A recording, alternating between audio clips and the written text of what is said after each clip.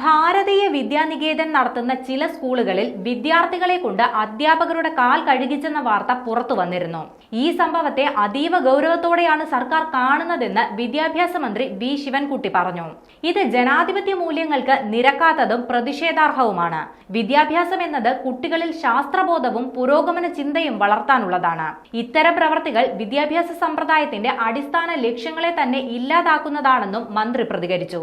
കാസർഗോഡ് ബന്തെടുക്കയിലെ സരസ്വതി വിദ്യാലയത്തിലും മാവേലിക്കരയിലെ വിദ്യാധിരാജ വിദ്യാപീഠം central സ്കൂളിലും സമാനമായ സംഭവങ്ങൾ ഉണ്ടായിട്ടുണ്ടെന്നാണ് മന്ത്രി പറയുന്നത്. ഇത് തീർത്തും ഞെട്ടിപ്പിക്കുന്നതാണ്. CBSE സിലബസ് പിന്തുടരുന്ന ഈ സ്കൂളുകളോട് എത്രയും പെട്ടെന്ന് വിശദീകരണം തേടാൻ പൊതുവിദ്യാഭ്യാസ ഡയറക്ടർക്ക് നിർദ്ദേശം നൽകിയിട്ടുണ്ടെന്നും മന്ത്രി പറഞ്ഞു. വിദ്യാർത്ഥികളിൽ അടിമത്ത മനോഭാവം വളർത്തുന്ന ഇത്തരം ആചാരങ്ങൾ ഒരു കാരണവശാലും അംഗീകരിക്കാനാവില്ല. അറിവും സ്വബോധവുമാണ് വിദ്യാഭ്യാസം കൊണ്ട് ലഭിക്കേണ്ടതെന്നും മന്ത്രി പ്രതികരിച്ചു. ജാതി വ്യവസ്ഥയുടെ പേരിൽ അക്ഷരം നിഷേധിക്കപ്പെട്ട ഒരു കാലഘട്ടത്തിൽ നിന്ന് പോരാടി നേടിയെടുത്ത അവകാശമാണ് വിദ്യാഭ്യാസം. ഈ അവകാശം ആരുടെ കാൽക്കീഴിലും അടിയറവ് വെക്കാൻ പറ്റില്ല. വിദ്യാഭ്യാസ സ്ഥാപനങ്ങളിൽ ഇത്തരം പ്രവർത്തനങ്ങൾ ആവർത്തിക്കാതിരിക്കാൻ കർശന നടപടി സ്വീകരിക്കും.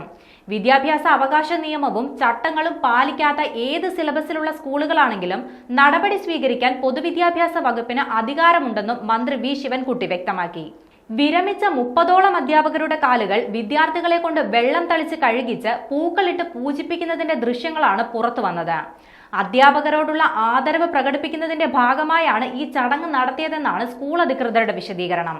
എന്നാൽ കുട്ടികളെ കൊണ്ട് ഇത്തരം ചടങ്ങുകൾ ചെയ്യിപ്പിച്ചത് വലിയ വിവാദമായിരിക്കുകയാണ്.